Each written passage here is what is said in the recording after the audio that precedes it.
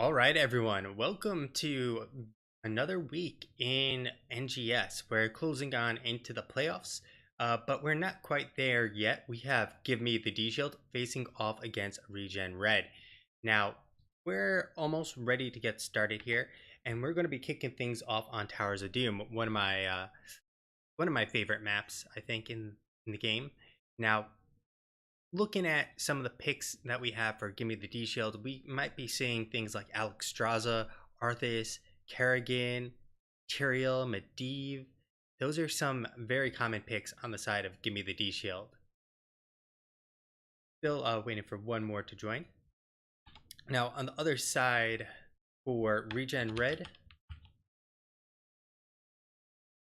let's load up those details here. We got a lot of Johanna, Alex Straza, Deckard, Phoenix, Maiev, and Malthael are all very common picks. So keep that in mind, as we'll be very likely to see at least one of these picks on both sides. And it'll also matter a lot for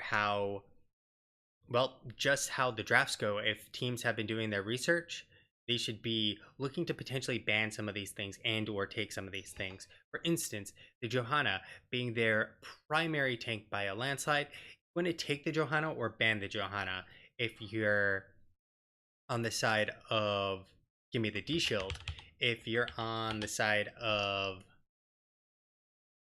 ReGen Red, you might want to take the Alex Straza because you like to pick her as well, and they love to pick her on Gimme the D Shield. And so Gimme the D Shield has opted for first pick this game. So this does give ReGen Red the opportunity to do exactly what I said, depending on how bans go. We'll see how it does play out, but there's a lot of tools both teams have to deny and pick up some of these heroes, such as like Arthas and Kerrigan, very prevalent picks, but very off meta overall. But they have extremely high success rates for Gimme the D Shield. We're talking literally 100% win rates. So you have to be very concerned about giving up these non-meta picks to Gimme the D Shield.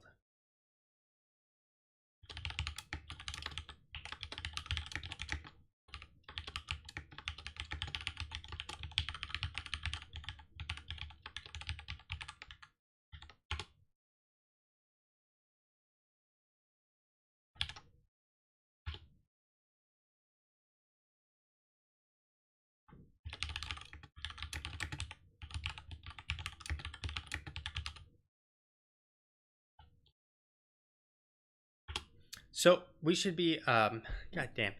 Sorry, I can't whisper, people. I was trying to check proper pronunciation of a name, but we'll have to go with what we think it is. So let's see if everyone is ready to go now. So Towers of Doom, the early game really does dictate a lot about how the game flows, because the only situation where you should lose 3 the objective is with a very late game comp, which is not what you should be playing on Towers of Doom.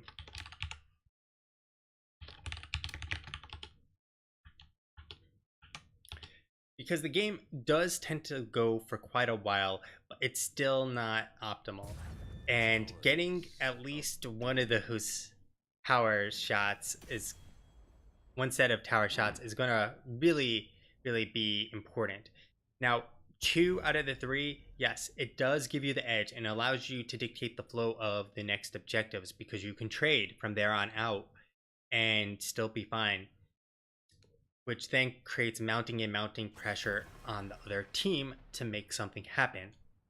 But we're going to jump on into the draft now, and that we're ready to go.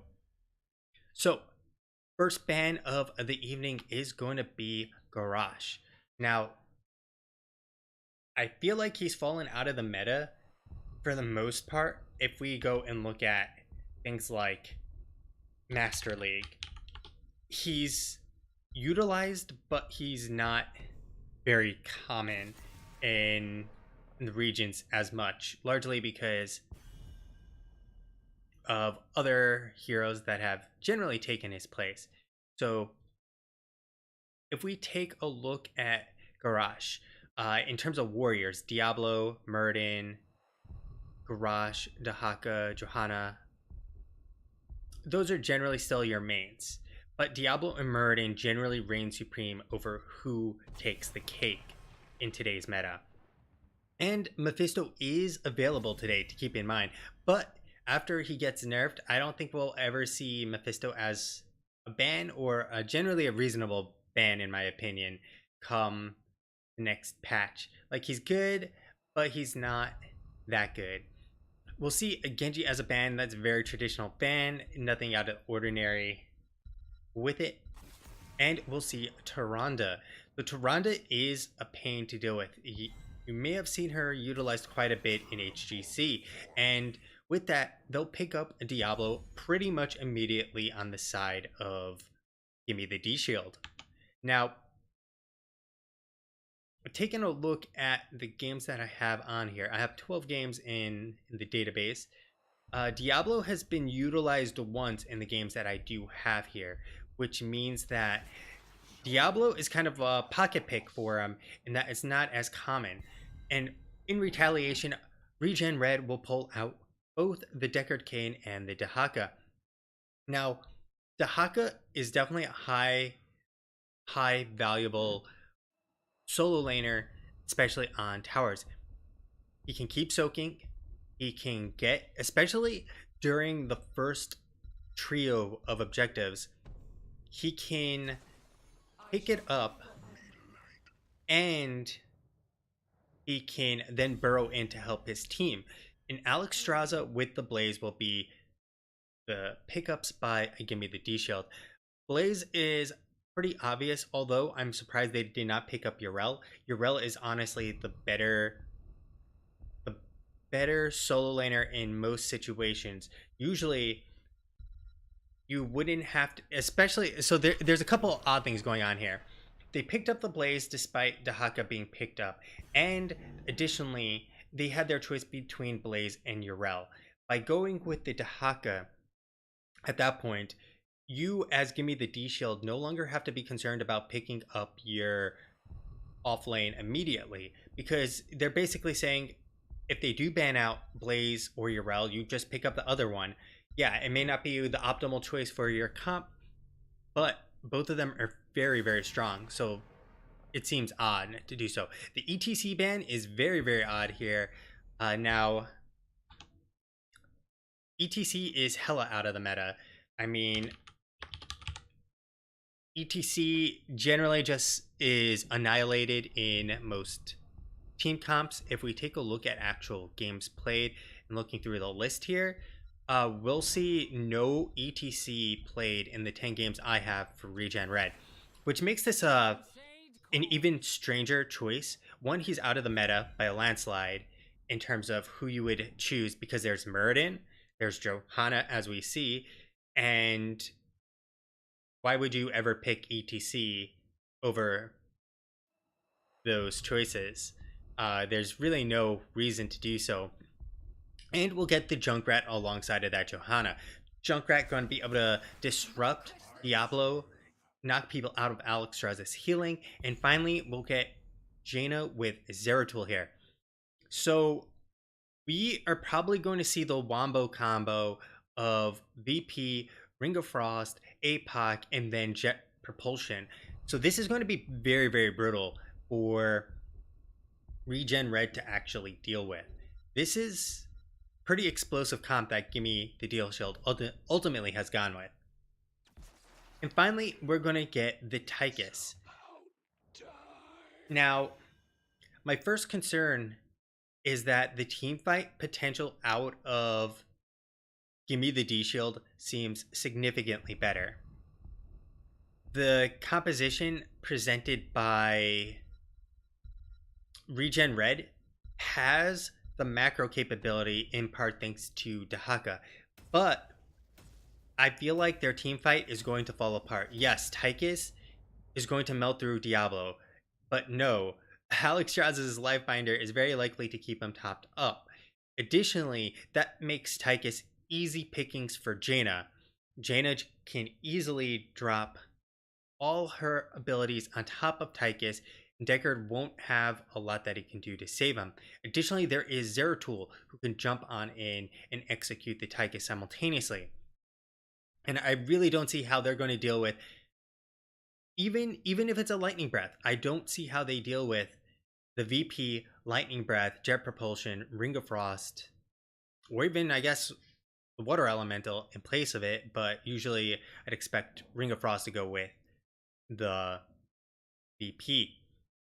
The only thing that might be able to do, the only thing they might be able to do ReGen right here, from my perspective, is rely on Junkrat to completely disengage the situation by sending the enemy team flying all over. However, if he gets caught in said VP, there's really no helping it. Really, Johanna has to go and pop her Iron Skin, hope that the team is going to be okay, and try and peel as much as possible through it. But there's not a lot she can peel through. She has to try and interrupt Jaina's combo. She has to try to interrupt Zeratul's damage, but with their current comp, I'm not sure they'll be able to. Dahaka might be able to burrow through some of the damage. It's going to be a very dicey situation for ReGen Red. Now, jumping on into the game as we're ready to roll here, we got Nutster 91 on the Blaze. We got Bashing on the Jaina, Dr. Sigelli on the Diablo. We have Sam Wise on the Zeratul, and Pandemona on the Alex Straza. And that's going to be Gimme the D-Shield. On the other side, we got Shui, or SHW33. I'm assuming it's supposed to be Shui on the Johanna, -40 on the Junkrat, Raychick on the Deckard Cain, Sensvet on the Tychus, GMC a Thornbody on the Dahaka, and that is going to be ReGen Red. So rather than actually doing anything here, they all position in interesting ways on Gimme the D-Shield. They're not trying to fight, which is, I'm not quite sure why they positioned in such a way. They do have Diablo looking for the rotation, but he's not interrupting anyone. And they're not actually collapsing on him either on ReGen Red. They finally do, but still nonetheless a very odd start by Gimme the D-Shield. Trey going to get a nice interruption there, pop the Iron Skin quite nicely, expecting the Shadow Charge to follow up, and well, we're off to the Rotation Wars. With the Jaina and Zeratul, they'll have a pretty good time here, and on the other side they do have the Johanna and Junkrat. So that sound for all of you is you can type !share space live, and you can actually get a link to the live builds that people are using in game, so you can look for yourself. Unfortunately, it seems bugged where it doesn't handle observers 100% correctly. So Gimme the D-Shield going to start up the siege camp, Bashing starting things up here. That's definitely the right thing to do here. You don't need 3 people sitting here doing nothing. ReGen right now is essentially wasting an infinite amount of time here. I mean, I don't think I see too many teams just wasting as much time as we've just witnessed.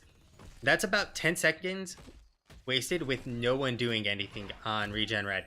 They could be sitting here taking camps. They can go and be scouting with Johanna. They could be taking top.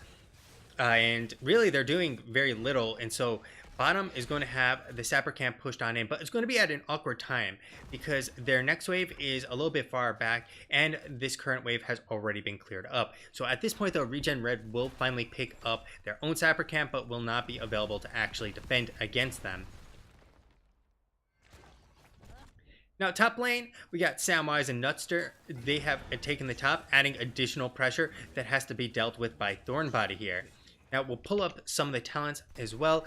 And oh my, guys, please don't go Frost Armor. Frost Armor is never the pick. Their team has very little to make Frost Armor ever valuable, and let alone it's not the talent to ever go. So we got Circle of Life, Surge of Vitality. We'll have the Cleave build. We have what looks like it's going to be the W build. And top, we're going to get that split. But that means, look, Sapper coming on in hot, going to get a lot of value. Each side. And now Samwise is up here. I'm not quite sure why Samwise is all the way up here. He's not even mounted. Bashing taking a lot of damage. And there's the healing coming on through.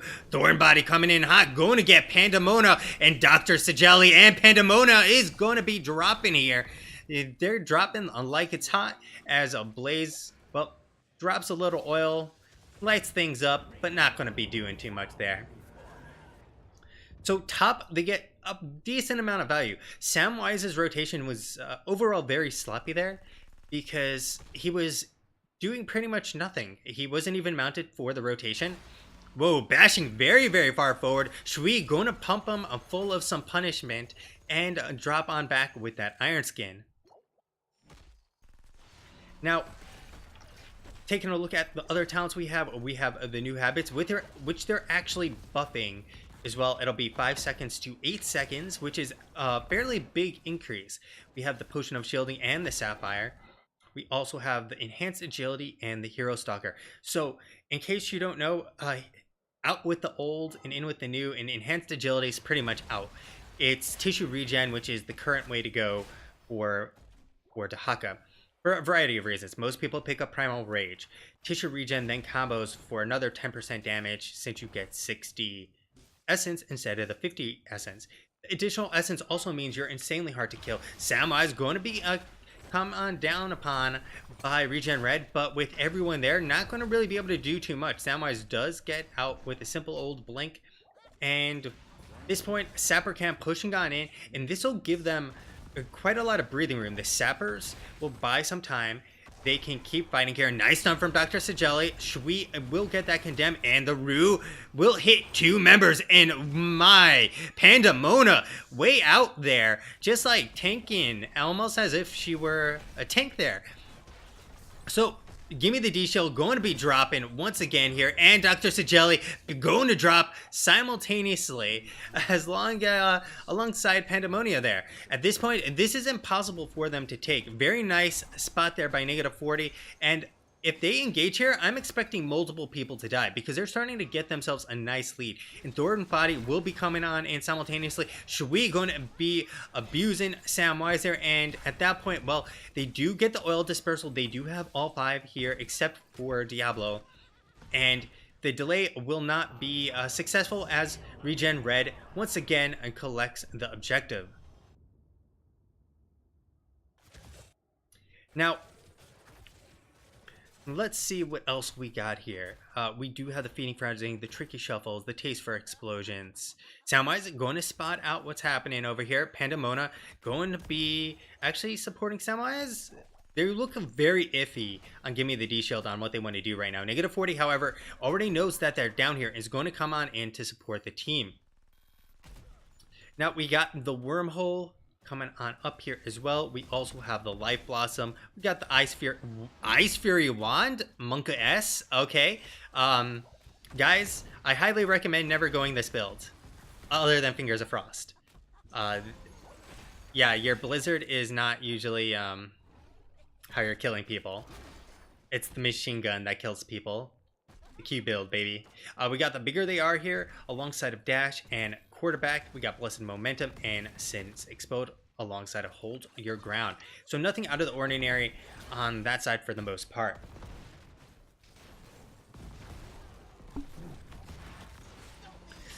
The Condemn and not going to land with the scroll. Oh, we got Falling Star coming on out. Riptire going to be used as 10s were just hit, and they are dishing out a lot of damage. The Unstoppables help seal Pandemona, and they were fighting way out there, popping the 10s almost immediately, and then securing themselves a kill right off of the backs of that. Very nicely done by ReGen Red.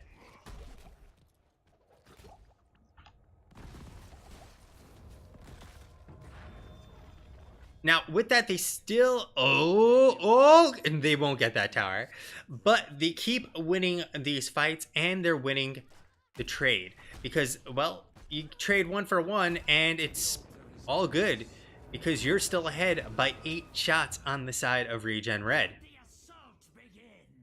Now, we do have the combo ready to roll. We're not actually getting the APOC. We're going to get the Lightning Breath, regardless of the APOC there. Now, Gimme the Shield going on back to getting the camp. We'll have Thorn Body making sure that Nutster does not pick up the camp in the meantime. And ReGen Red taking up a position in the mid lane to clear this up. So they have a little bit of an XP lead simultaneously on ReGen Red, which is quite beneficial as they are going to close into that 13 a little bit sooner. I like the positioning by Shui and keeping some eyes, but it's really just for Thorn Body there to keep those eyes. And Thorn Body could push in a lot safer thanks to Shui's positioning.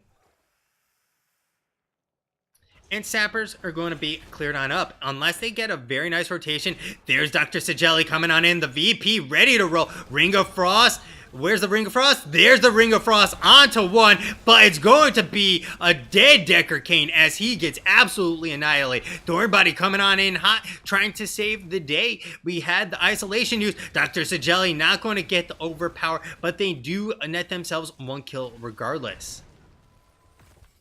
I think that could have been a little bit cleaner on the side of Gimme the D-Shield, because this objective starts in 14 seconds, and guess what?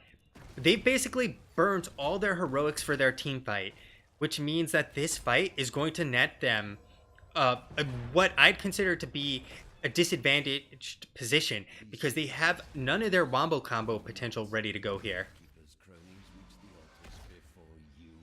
Shui trying to interrupt here. Bashing has nowhere to go. Shui not going to actually body block well enough to keep Bashing locked on in. And the knockback though from -40. Doctor is going to need some help here. And Pandemona is going to be dishing out the medicine to keep him alive. Shui getting really low. Does not have the mana. The bunker has been dropped. And say goodbye to Johanna. Maybe. Oh, Lightning Breath going to be coming out way too late there as they all walk away in the meantime, but they get themselves the objective, and it is 100% even now this game. 24-24 on the course. Now, they are taking advantage of this as they are going to push on in. The Dahaka is ready to come back on in. Thornbody's going to be burrowing on in the root. Bashing's going to get it in the meantime. Sappercamp's going to help him there. Stay a while and listen. Trying to get the Riptire out. It's going to rip through the health bar of Samwise. Dr. Sigelli and Nutster, going to be locked down. And Shui's going to come in with that big condemn. They're trying to get themselves one more kill. A beautiful root from Bashing going to disengage there. And I actually think Bashing could have had the opportunity to get the kill on Zen or -40, but they'll have to be satisfied with just surviving with the 4 remaining members. Blessed Chill comes on out. Pandemona is going to be locked on down. We do have the life binder being used, keeping her safe and sound. Basically no healing out of it, but they do survive once again. Here's a big old wave in the top. Thornbody will get the soak in the mid lane in the meantime as Nutster gets the soak in the top lane. Now, triple objective. This is beautiful for ReGen Red. This is the situation they thrive on. You get Thornbody. Let's check Thornbody's Z cooldown. It is acceptable and ready to go.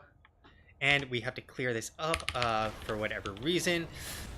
Nice body blocks there from Shui, but Thornbody, ooh, we got Samwise rotating up here. This is actually a bad situation because they can go and rotate up to go and help Thornbody. The reverse situation doesn't ever happen in any planet, which is that Thornbody can delay this. They cannot delay bottom. So they're opting to take the fight top, which is an interesting choice overall. It might actually be the better choice, knowing that Thornbody could come on down here, give up bottom, and go for the top 2. Would generally be the smarter play in general. So posturing one person bottom and having 4 top would have probably been better altogether. Dr. Sigelli gets onto Thornbody. The root, though, we got Shui on in deep, has no mana whatsoever. Thornbody is getting torn apart. Shui just barely making it out, but Pandemona will be the first to fall. The VP does drop. Ring of Frost going to come out, stay a while and listen, going to stop everything that they try to do. And Nutster is absolutely just getting by the skin of his teeth. Jaina going down there, bashing, getting bashed on open, and that is going to be a 2-for-0 trade in favor of ReGen Red.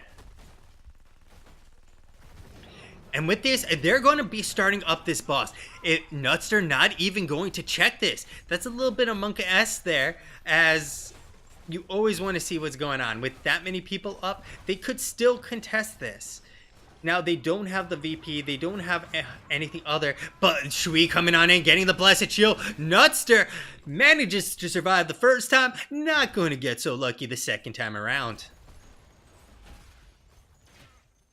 We got Samwise, who will pick up the bottom sappers in the meantime, trying to alleviate the pressure, trying to buy them some room to actually come back into this game, because 16s are around the corner. And with 16s coming, well, 16 versus 15, not a very favorable situation. Now, they are picking up their camps here still on the side of Gimme the D-Shield, which you can see they already got some sapper value, taking it down to about 60%. They should try to push these in, except they're actually going to go for Dahaka. There's the tunneling, and the tunneling, a clause, allowing him to walk away scot-free. So taking a look at what we have here, we're going to have the Mending Strikes, the Life Unbound, the Hellfire, Ice Barrier, and Fuel Leak. Other side, we have Grill and Kill, which still has not completed. We also have the Ancient Blessings, Safety in Numbers, Primal Swarm, Tunneling Claws. We'll have the Ripper Air, Endless Nades, the Neo Steel Coating with the Titan Grenade, the Blessed Hammer, and Holy Renewal. And Blaze has dropped on out of the game right now, and we should be, there we go. We should be hitting the pause as at that moment. Now,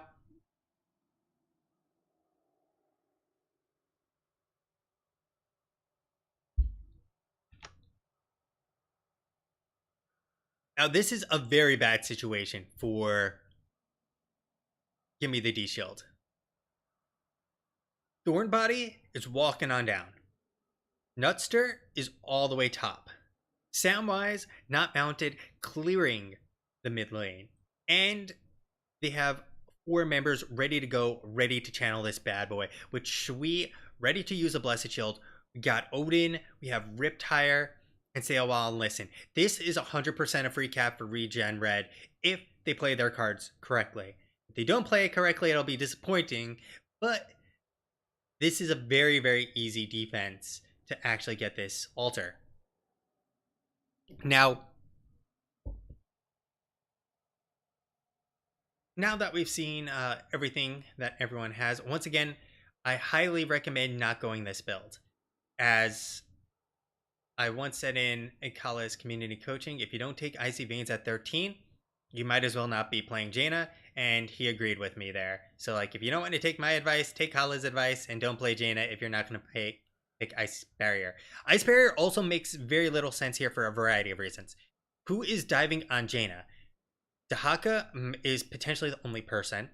Junkrat is not diving. Tychus is not diving. And technically, Johanna doesn't really dive. She throws out a Blessed Shield and maybe gets stuck in there.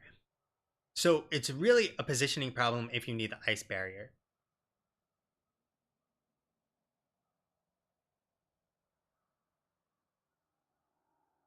Now, still waiting. Let's see what time we got here. 9:26. So, wish I had timestamps on, and it'd be much easier. Let's see if I can get timestamps on here. Where are the timestamps? There we go. Show timestamps. Does it actually? No, it didn't actually add anything there.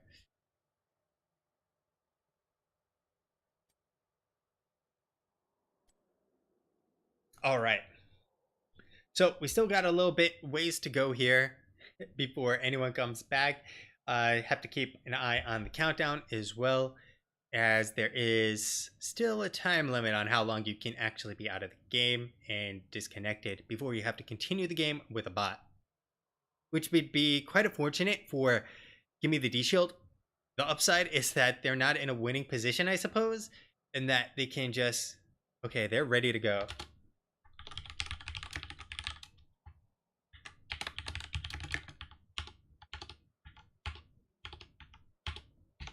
All right, guys. So we are off to the races. We're going to see a very easy channel, just like I said. And with that, Nutster is going to try and push this in as hard as he can. However, Dahaka can come back top. But I think trading out bottom, a nice seal with the Riptar into the silence. Sorry, the sleep from Stay a While. And Pandemona is going to have to back on off. And they just rip on through. Okay, Diablo loses all his souls out of that, which is not what you want, as this makes mounting a comeback after getting 16 very, very hard. We're going to have the VP come on up. Shui trying his best to stop the situation. The root only going to hit one person, but the concussion mine going to get -40 to safety. And with that, Samwise will not be able to seal the deal on Rek, and Rek will be able to keep up the entire team. Very nice knockback from -40, and they have a little healing to be done by the side of Gimme the D Shield after that knockback. So, a lot of heroics burnt, literally nothing gained, and a Diablo with 19 souls. Not exactly the situation you want to be in. Blessed Shield is available. Sam has been chunked a little bit there, will be healed on up, and they'll be able to fight over the Sapper Camp. Very, very trivially. Top lane being held by the minions with Thorn Body rotating on up at the moment. So what do we got here? We got 16s of Draconic, we got the Void Slash, we got the Debilitating Flames, Numbing Blast, and finally Heat Treatment. Now, we'll see if this 16 spike is going to be enough, but without VP here, they're going to be fighting for an altar for 20 seconds without VP ready to go. Thorn Buddy coming on in hot, looking to grab someone's booty, and they get themselves a wild Nutster. And Nutster doesn't even use Bunker, has been deleted from the game.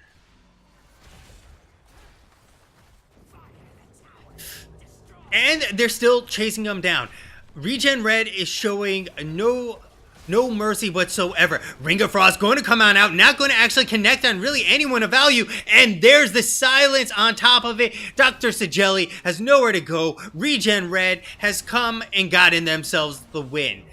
This comp from Gimme the D Shield not pulling through, getting the kills, and, well, ReGen Red walks away with the first win.